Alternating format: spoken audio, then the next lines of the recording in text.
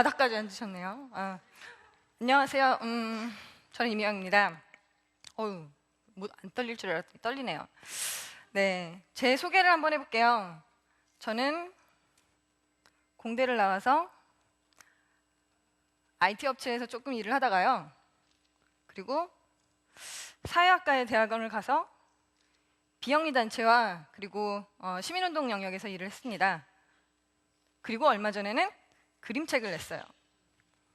자, 여기에서 뭔가 이렇게 나오는 질문 같은 게 있나요?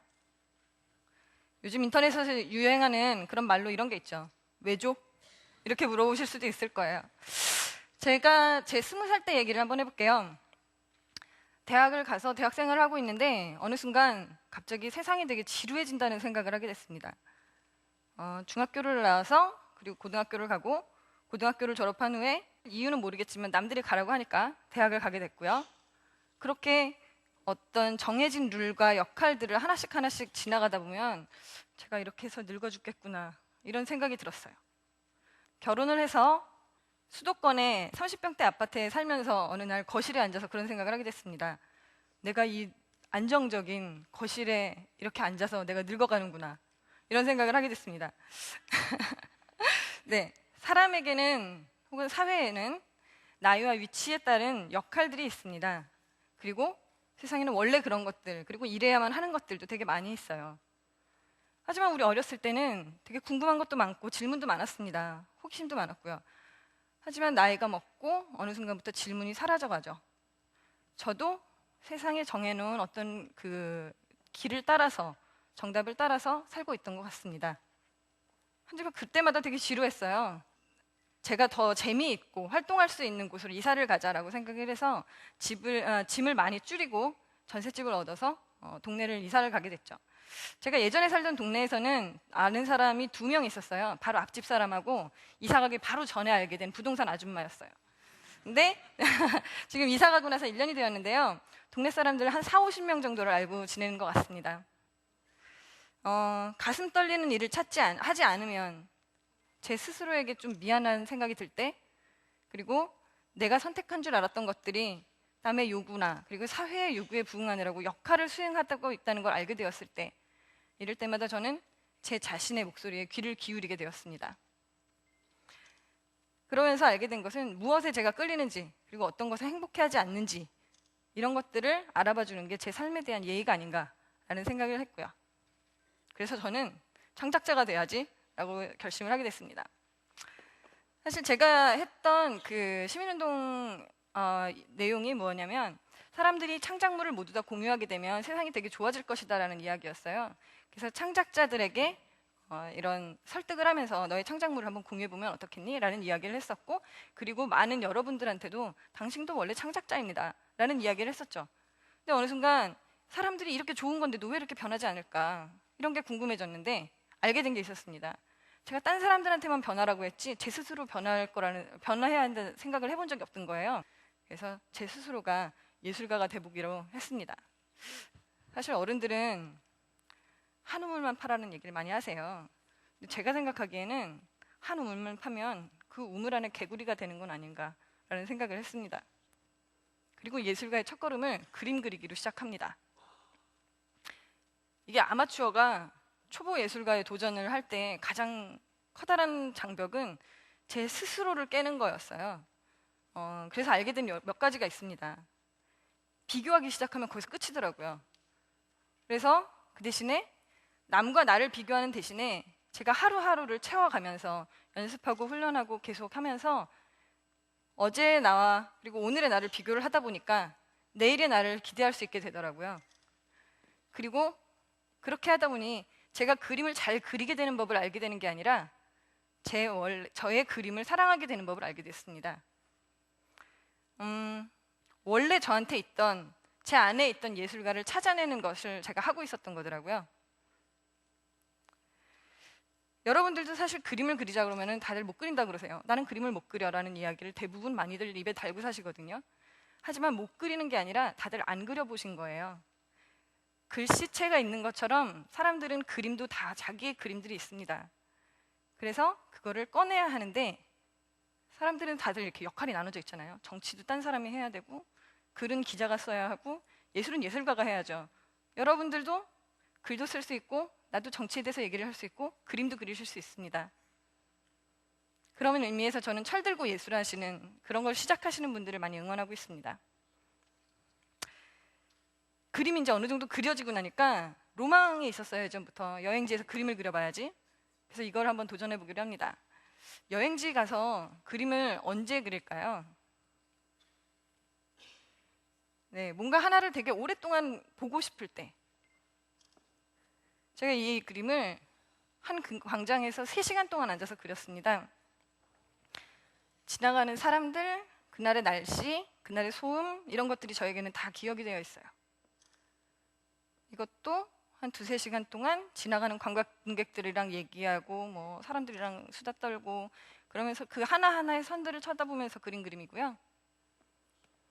사실 되게 정교한 건축물이지만 사람들은 이 선 하나하나를 보지 않아요. 하지만 그림을 그리기 위해서는 선 하나를 보아야 제가 그 선 하나를 그려낼 수 있습니다. 그리고 여행 가면 사실 메모들을 하시잖아요. 그 메모장을 글씨만 쓰는 게 아니라 그림도 같이 그리는 거예요. 뭐 가이드가 이렇게 얘기하면 조금씩 그림도 같이 그리고요. 그리고 쉬고 싶을 때, 이게 나이 먹고 여행을 하다 보면 많이 돌아다니기 좀 힘들어요. 그래서 쉬고 싶거든요, 가끔씩. 쉬고 싶을 때 앉아서 그림을 그리면 됩니다. 그리고 또 하나, 할 일이 없어 지루할 때. 여행하면서 제일 지루할 때가 언제일까요? 그쵸, 이동할 때 비행기 안에서 그릴 거 정말 많아요. 티켓도 그릴 수 있습니다. 보이는 것들 모든 것을 그릴 수 있어요. 사람들은 여행을 하면서 그림을 그리면 이렇게 구경해야 될 것도 많은데 언제 그림을 그리냐라고 많이 얘기를 하세요. 하지만 여행의 의미 자체가 달라집니다. 아주 많은 관광지를 돌아다니면서 보는 건 아니고 적게 보지만 하나하나를 되게 많이 볼 수 있고 오래 볼 수 있는 그런 풍요로운 여행이 된다는 것을 알게 되었습니다. 여러분에게도 꼭 권하고 싶고요. 사실 제가 이거를 사실 그냥 혼자서 여행 가서 그림 그려야지 라고 생각을 했다면 이렇게 꾸준히 지속할 수 없었을 것 같아요. 하지만 여러분들하고 제가 이런 내용을 약속하고 그리고 응원 받으면서 했기 때문에 가능했습니다. 제가 그 여행을 가기 전에 이렇게 그림을 그리면서 여행을 가겠다, 이거에 관심이 있거나 재미가 있다고 생각하시는 분들은 저에게 후원을 해달라, 그럼 제가 책을 만들어서 드리겠다 라고 약속을 했습니다. 이걸 안 했으면 제가 사실은 한 두 번 정도 그림을 그리다가 말았을 것 같아요. 하지만 약속을 해놨기 때문에 저는 여행지를 지날 때마다 이렇게 그린 그림들을 업데이트하고 또 그분들은 거기에 대해서 댓글을 달아주시고 응원을 해주시고 기대한다고 얘기도 해주시고 이렇게 응원을 계속 받아서 저는 그 에너지를 가지고 계속 그림을 그리게 되었습니다. 책을 냈어요. 그래서 결국은. 근데 출판사가 저에게 책을 내준 적은 없고요. 제가 스스로 그림 그리고 글 쓰고 편집하고 인쇄 맡기고 이렇게 책을 냈죠. 자가 출판이라고 하고 독립 출판이라고도 합니다. 아까 그 후원받은 크라우드 펀딩이라고 하죠. 그런 그 돈으로 인쇄를 할 수 있었고요. 하지만 제가 정말 예상 못했던 것들이 있어요. 책이 나오면 그 책을 독립 출판물을 다뤄주는 서점들이 있거든요. 거기에 배낭에 이렇게 10권씩 싸들고 짊어지고 다니면서 이렇게 나눠드리는 것들이었어요. 이 책을 팔아주세요라고. 책을 냈는데 종이책을 그렇게 해서 팔고 있었어요. 팔고 있었는데 그 와중에 전자책을 인터넷에 무료로 공개를 했습니다. 이렇게 되면 궁금한 게 있었어요. 종이책의 판매가 완전히 중단될 것인가? 아니면 우리가 웹 2.0 비즈니스라고도 얘기를 하고 공유경제라는 이야기도 하는 것처럼 콘텐츠가 무료로 많이 배포되었을 때 실제로 실물이 많이 팔릴 것인가? 이것에 대한 질문도 있었거든요. 사실 이렇게 됐으면 좋겠다라는 생각을 하고 있었죠. 하지만 이제 책방 주인분들은 다른 얘기도 하셨어요. 왜냐면은 전자책 소비층과 종이책 소비층이 전혀 다르기 때문에 아무런 상관이 없을 거다. 뭐 이런 얘기도 하셨었어요. 하지만 뭐 결과를 본다면 제가 초판을 워낙 적게 찍기도 했습니다. 왜냐하면 독립출판은 그렇게 많이 찍지는 않아요. 했지만 제가 이런 이야기를 이렇게 소개하고 많은 분들이 알아봐 주시고 알려지게 되면서 사실은 초판 찍은 거는 200권 찍었는데 그거는 다 판매가 되었습니다. 어쨌든 네, 감사합니다. 어쨌든 종이책이 판매가 중단되진 않았다라는 것들은 알게 된 거죠. 그리고 그림도 스캔 원본으로 해가지고 인터넷에서 무료로 다운받아서 직접 이거를 뭐 마음대로 사용하실 수 있게 공개를 해뒀어요. 이게 제가 하던 그 활동이었는데 이거를 하겠다고 한 창작자가 없었기 때문에 제가 그 실험 대상이 직접 된 거였거든요. 그래서 이렇게 했더니 사실 진짜로 이걸 누가 써줄까? 이런 궁금함도 있었지만 이렇게 그 뮤지컬 웹 포스터에서 제 그림을 뒷 배경으로 사용을 해주었습니다. 네, 그리고 예, 감사합니다. 그리고 이렇게 뭐 페북의 커버 이미지로도 사용을 하시더라고요. 사실 이건 전혀 제가 예상하지 못했던 건데 이렇게도 사용이 됐고. 그래서 제가 얻은 건 뭘까요? 뭐 공연 VIP 초대권 그리고 뭐 과자 또 직접 기르신 채소 이런 것들을 선물로 받았습니다. 그리고 이런 여러 가지 과정들을 제가 제 홈페이지에 올려놓고 이렇게 리믹스 되는 컨텐츠들을 모아서 소개를 하기도 하고 이런 것들이 실제로 일어나더라라는 이야기들을 이렇게 전달하고 있습니다. 네, 제가 사실은 꿈틀꿈틀 한다고 얘기를 했는데 어떤 것을 경험하고 나서 사람들은 모든 걸 다 느끼는 것들이 있습니다. 하지만 같은 경험을 하더라도 서로 느끼는 건 다 다르거든요. 그렇기 때문에 질문도 다 다릅니다. 하지만 이 질문을 아까 얘기처럼 어른이 되면서 질문을 더 이상 하지 않는 것처럼 세상은 원래 그래 이렇게 얘기하는 것처럼 그냥 포기하는 게 아니라 들리는 질문을 정말로 들어주고 그 다음에 그것이 진짜로 그런지 아닌지 알아보기 위해서 열심히 활동을 하다 보면 그리고 열심히 이렇게 빨빨거리고 헤매고 다니다 보면 맨 땅에 헤딩을 하다 보면 어떤 것을 깨닫게 됩니다. 그러고 나서 또 새로운 것을 행동하게 되고 또 느끼고 또 질문하고 깨닫고 행동하고 이것을 제가 계속 반복하고 있다는 사실을 알게 됐어요. 근데 사람들은 종종 자기 자신에게 물어야 할 질문을 남에게 묻기도 합니다.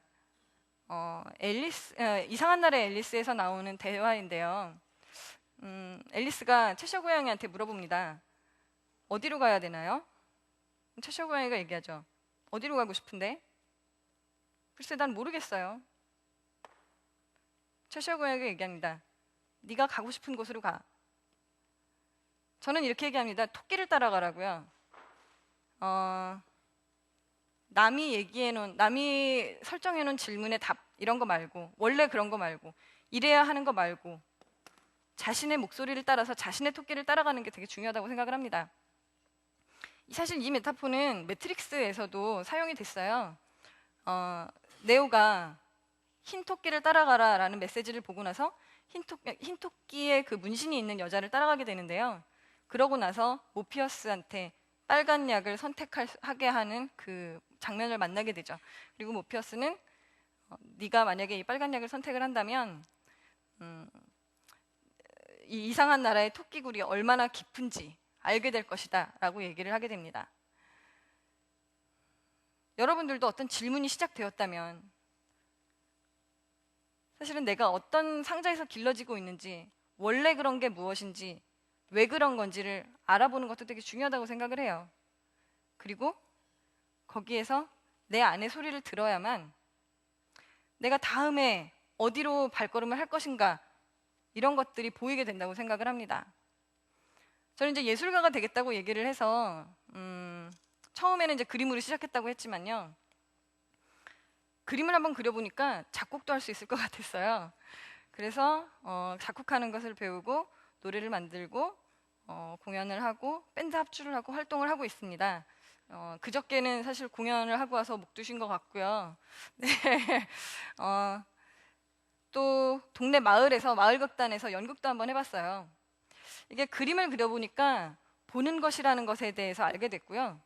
합주를 하다 보니까 듣는 것에 대해서 알게 됐습니다. 그리고 연극을 하다 보니까 어떤 주어진 대로 외운 대로 행동하는 게 아니라 제가 보완하고 그 다음에 해야 할 것들을 무엇을 해야 되는지 이런 것들을 알게 됐고요. 그렇게 처음부터 모든 것이 정해져 있는 게 아니라 제 안에 목소리를 듣고 그렇게 따라가다 보면 세상에 원래 그런 것은 별로 없다는 것을 알게 되었습니다. 여러분도 여러분의 질문에 귀를 기울여 주시길 바랍니다. 감사합니다.